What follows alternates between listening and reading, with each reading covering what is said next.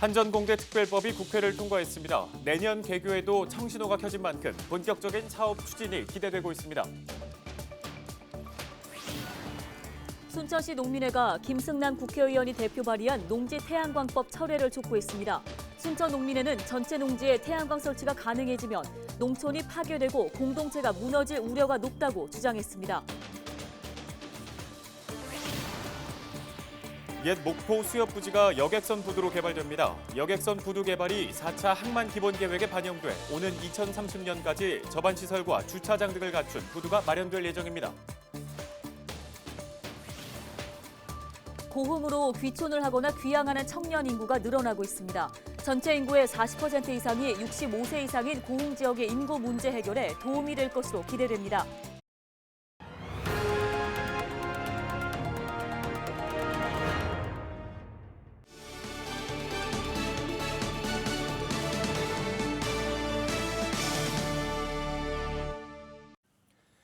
시청자 여러분 안녕하십니까? 헬로티비 뉴스입니다. 오늘의 첫 소식입니다.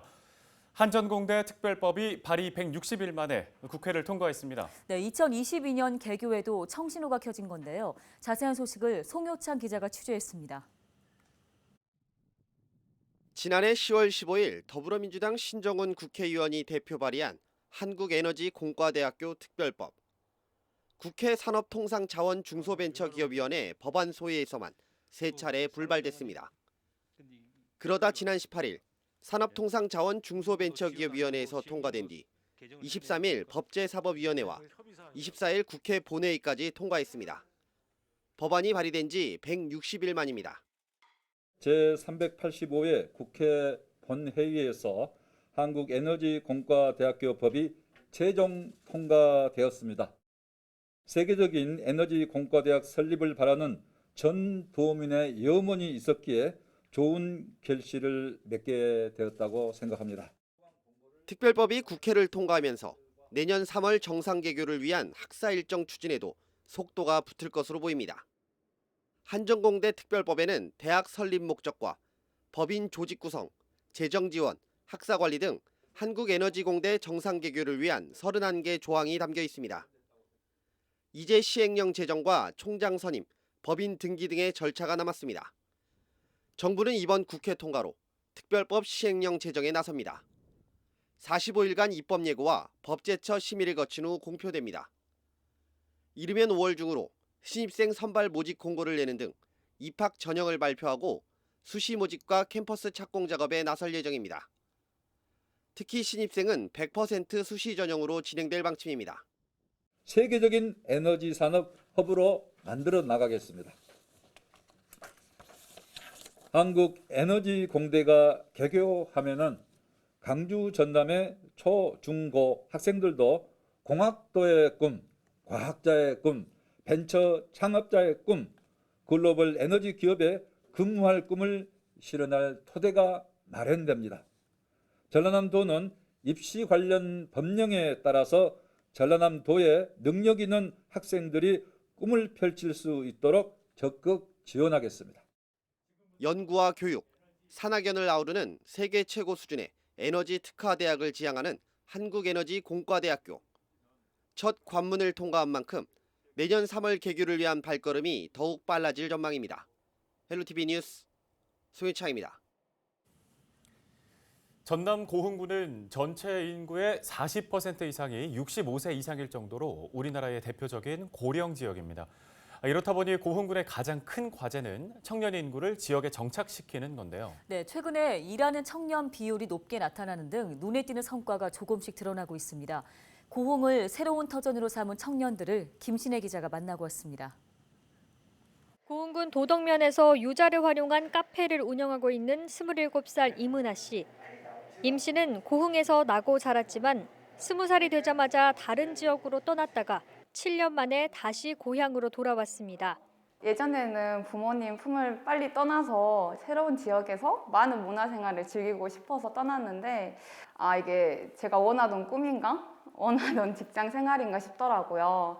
고흥 출신 정착 장려금을 보자마자 마음먹을 수 있게 큰 도움이 됐던 것 같습니다.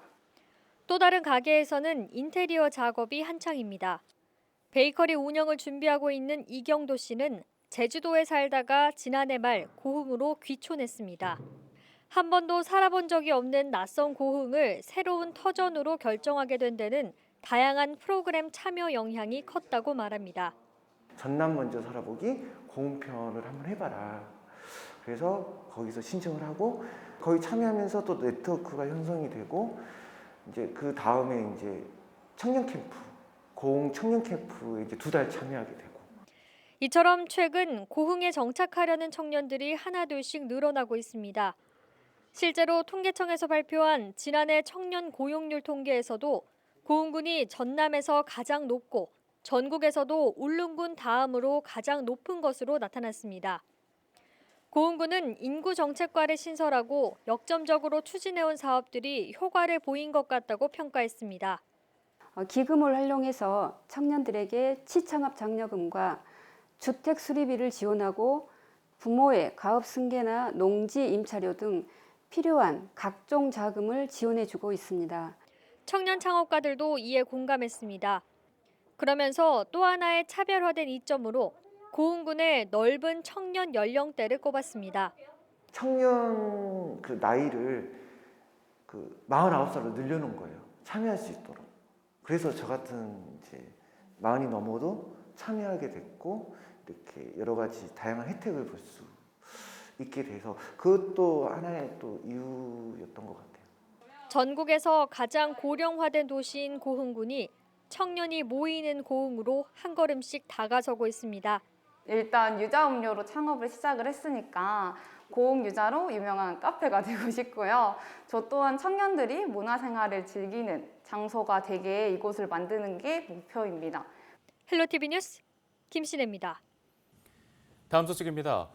고흥, 보성, 장흥, 강진 지역구 민주당 김승남 국회의원이 대표 발의한 농지 태양광법을 두고 순천시 농민회가 철회를 촉구했습니다.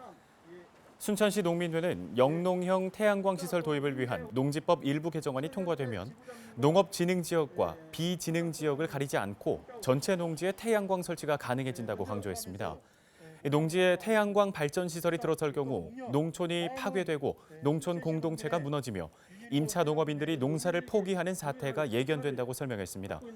농민회는 오는 30일까지 농지 태양광법 자진 철회를 요구한 상태입니다.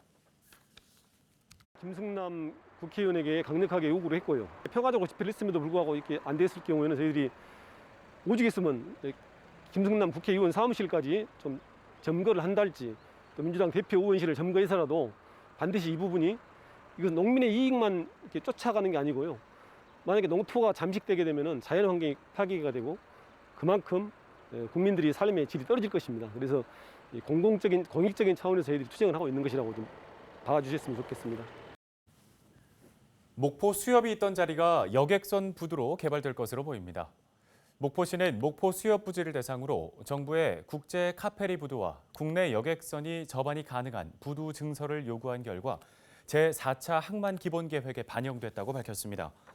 4차 항만 기본 계획은 올해부터 오는 2030년까지 추진되고 목포 수협 이전 부지는 국비 480억 원이 투입돼 접안 시설과 무량장, 주차장 등 편의시설을 갖춘 부두가 조성될 예정입니다. 여객선 부두는 이달 초 실시 설계에 들어갔고 올해에는 사업비 20억 2,800만 원이 투입될 예정입니다.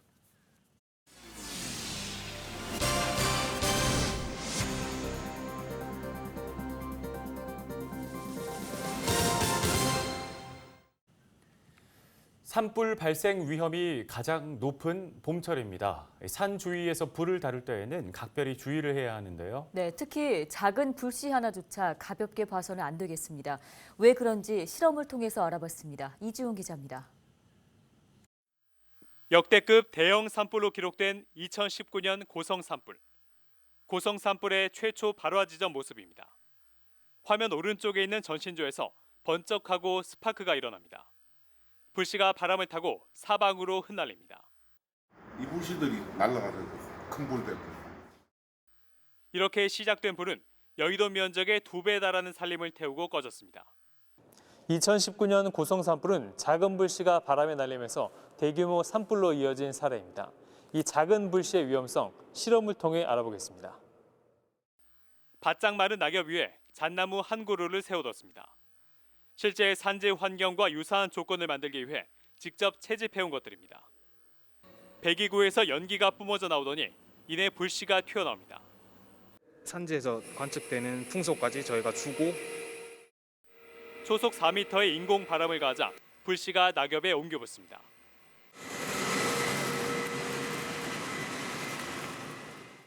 불씨가 날아와 낙엽이 모두 타기까지 5분이 채 걸리지 않습니다. 불씨는 산불 현장에서 특히 많이 발생합니다. 산에 불이 났을 때 쉽게 관측되는 열기둥 현상을 재현해봤습니다. 연료에 불을 붙이자 불이 순식간에 솟구쳐 오릅니다.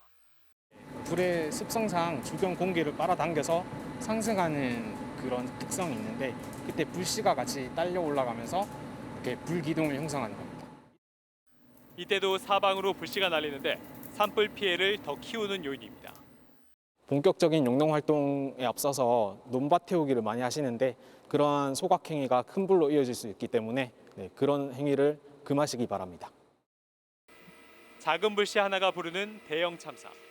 산 주위에서 불을 다룰 때 각별히 주의해야 하는 이유입니다. 헬로티비 뉴스 이지훈입니다.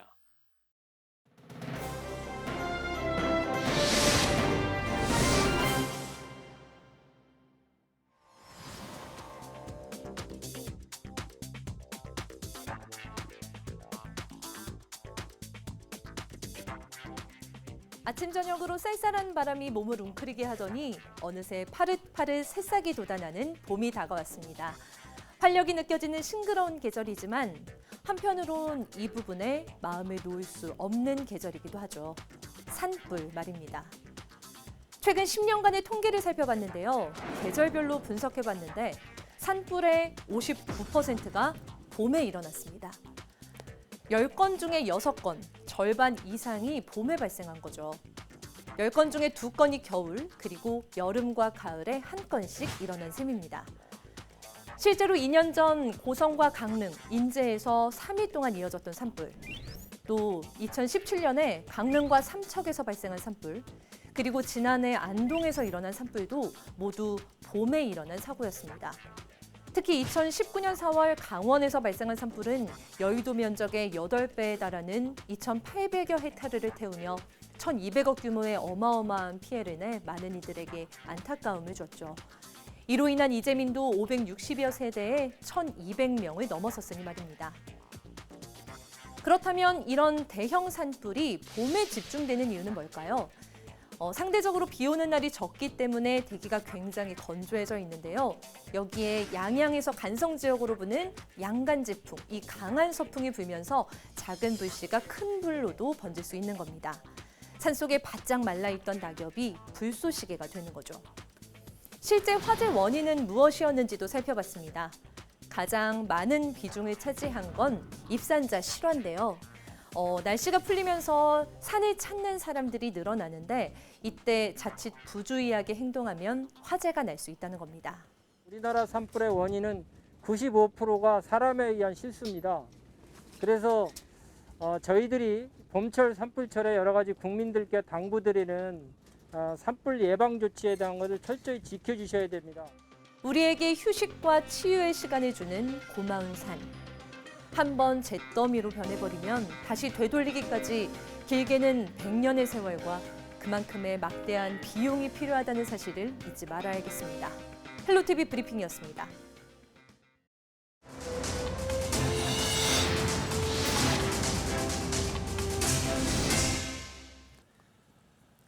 지역 소식 이어갑니다. 문이 잠기지 않은 차량에서 금품을 훔쳐 달아난 30대 남성을 목포 경찰이 붙잡아 조사하고 있습니다. 30살 A씨는 지난해 11월부터 12월까지 4번에 걸쳐 목포 도심에서 주차된 차량에서 1,900만 원어치의 현금과 귀중품을 훔친 혐의를 받습니다. 지난해 10월 교도소에서 출소한 뒤 마땅한 직업 없이 떠돌다가 생활비 마련을 위해 범행을 저지른 것으로 파악됐습니다. 고흥군이 급경사지 붕괴 위험 지역 4곳에 대해 100억 원을 들여 정비하기로 했습니다. 정비 대상은 복내 축정 1지구와 남양지구, 남계 3지구와 풍양면 고옥 1지구 등 안전등급이 D등급인 곳으로 산을 깎은 비탈진 곳과 가까워 사면 붕괴와 낙석 위험이 높은 주택 등이 대상입니다.